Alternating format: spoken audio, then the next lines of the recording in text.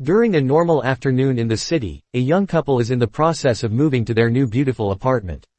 They have plenty of boxes of their own to unpack, but they are surprised to discover that the landlord left behind an old funky refrigerator.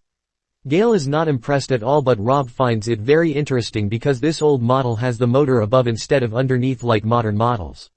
He explains that hot air rises, so it does not make sense to put the motor underneath the refrigerator because it allows the hot air to go up in the machine, but Gail does not care and just agrees to whatever he says to humor him.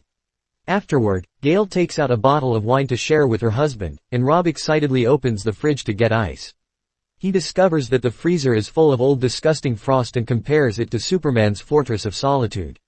After pulling with all his strength, he manages to barely get just a little ice cube out of it. Then the couple shares a toast to their new life together, but before Rob can take a sip of his drink, he notices there is something weird inside the ice. He grabs it to look at it more closely and asks Gail if he is seeing things, but Gail confirms she is seeing something too. To be sure, she grabs a magnifying glass for a better inspection and confirms that inside the cube there is a miniature mammoth with various spears piercing its body. Wondering if there are more things like this, Gail opens the freezer again and quickly takes out all the things left by the landlord, only to be shocked by what she finds. Rob soon joins her and confirms that apparently they have a tiny lost civilization living in their refrigerator. Right there on the ice, there is a whole medieval city with tiny little people living their daily lives and not noticing the two giants that keep watching them as if they were a movie. These little people also move incredibly fast as they continue to build their city and work hard to achieve progress. Gail points out that this does not make any sense, explaining that this is an early medieval city but woolly mammoths died thousands of years before the medieval ages. Rob does not understand much about history, so he just agrees to humor her. Afterward, Rob decides to bury the little frozen mammoth in a pot of dirt. It seems this has made him very sad, so Gail tries to cheer him up by saying the tiny animal will be good fertilizer, but Rob thinks it is too soon for jokes. Soon curiosity gets the better of them and the couple checks the freezer again, only to be shocked by what they find next. The tiny civilization has evolved at a drastic speed and it is now going through the Industrial Revolution, which includes all kinds of buildings like factories and roads getting built all over the ice and filling the freezer with smoke. Since the couple had only been gone for 10 minutes but decades passed for their little people, Gail reaches the conclusion time moves faster inside the freezer, and Rob is disappointed when he realizes they have missed the Renaissance period. As Rob watches two little men sitting next to a building under construction, he finds himself wondering if the tiny people see him and Gail as gods. However, the two little men are actually making fun of the couple. They find their giant faces hilarious and are annoyed by the broccoli stuck in Gail's teeth because they have been looking at it all day. It takes only a few seconds for the little civilization to start changing again, and now modernized buildings are being built at great speed. Rob notices things flying around, and Gail realizes they are airplanes. She also notices the new skyscrapers, making her reach the conclusion that the little civilization has reached the present time. Rob agrees when he notices a Starbucks store, confirming this brand truly shows up everywhere. Then Rob notices something strange and comes closer for a better look. At that moment, a missile falls in the middle of the city and explodes, blinding Rob and making him back away until he falls to the floor. While screaming can be heard coming from the freezer, Gail rushes to Rob's side to help him calm down, but Rob continues to panic as he points out actual nukes are blowing up in their freezer. However, Gail cannot take him seriously because Rob looks like a huge tomato and it makes her laugh, so she hands him a toaster for him to see how ridiculous he looks. Inside the freezer, huge nuclear bombs continue to explode. Rob notices things are getting worse, yet the couple can only stare as the little civilization is taken over by violence, screams, and more explosions. Feeling frustrated, Gail closes the freezer, pointing out that people cannot just outgrow war in a couple of minutes. Rob wonders what they should do, and Gail simply says they should get pizza. Later in the evening, the couple enjoys their pizza for dinner while trying to wait patiently, but eventually Rob cannot take it anymore and says they should open the freezer again. Gail reminds him that they need to accept the possibility the civilization did not make it, but Rob goes to open the freezer anyway. Surprisingly, the little civilization has become a futuristic city full of bright lights and flying cars that remind Gail of Emerald City from The Wizard of Oz. Rob is in awe at how beautiful and advanced everything is, and at that moment, a building emerges right in front of them, which reminds Rob of an adult toy. A huge pyramid-like structure also pops up in the middle of the tiny city, growing tall as bridges connect all around it to get energy from other buildings.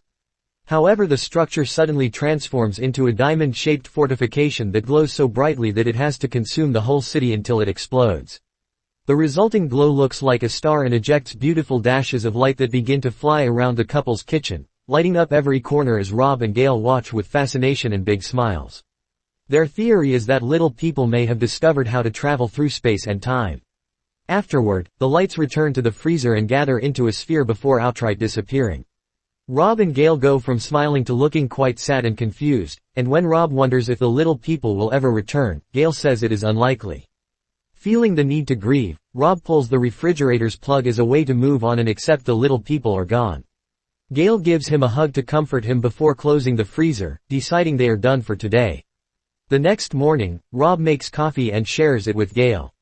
Although they do not say a word, it is quite obvious they cannot stop thinking about the tiny civilization in the freezer, so they give in and try opening it again. To their shock, they discover there is a cold mist coming out of it even if it is still unplugged. An even bigger shock is that inside the freezer there is a new ice age going on, showing primitive Homo sapiens eating the huge bodies of ancient creatures. It seems the little civilization has not disappeared, instead it was reset and has started from zero. At that moment, a Tyrannosaurus Rex roars loudly and begins chasing after the primitive men, catching one in the air with its huge mouth before going after the one that just fell to the ground. Now where could this civilization possibly have come from? It turns out that after finishing his creation, God is now a pretty bored old man. He sits in his fancy office all day and admires the small version of Earth he has on his table, where primitive people are living among large animals and plants. God is in the middle of a book when his butler Jeffrey asks him about it, so God explains he is happy because he has found a recipe for a black hole. At that moment, God notices that people on his tiny Earth are advancing pretty quickly, and at first he finds it quite amusing. However, when the primitive men discover how to make fire by rubbing some sticks and rocks, God gets angry because he should be the one to give them such a power. He wonders what period it is on Earth, and Jeffrey explains that they should still be 200,000 years away from getting fire according to plan. Furious, God orders Jeffrey to put out the fire, and Jeffrey immediately blows at the tiny people on the table. From the little guy's point of view, this is a very powerful wind and they quickly lose the fire, which makes them feel helpless. God feels satisfied and goes back to his book while complaining about how much humans annoy him. Then God orders Jeffrey to drive the little people into a cave, so Jeffrey swipes his hand over the small Earth's ground, which scares the elephants. These huge animals begin running around and frighten the humans, who also run to hide in a cave as God points out that it would be good to shrink their brains. Soon the tiny people come out again to start a ritual dance that should bring rain. God curses them, not understanding why humans are unhappy now. Jeffrey explains that they forgot to turn off the drought on Earth, so God sighs and lets Jeffrey give them some water. Jeffrey is surprised that God is being merciful for a change, then he proceeds to throw some water on the small Earth with his spray bottle. The little people raise their hands to celebrate the rain, but God can only laugh at their reaction. Next, God asks Jeffrey to spray the humans again and again so he can keep laughing at their weird behavior. Once he is satisfied, God returns to his book while ordering Jeffrey to release a plague. Shocked by this sudden change in God's mood, Jeffrey picks up an antique box to retrieve a very creepy-looking vial.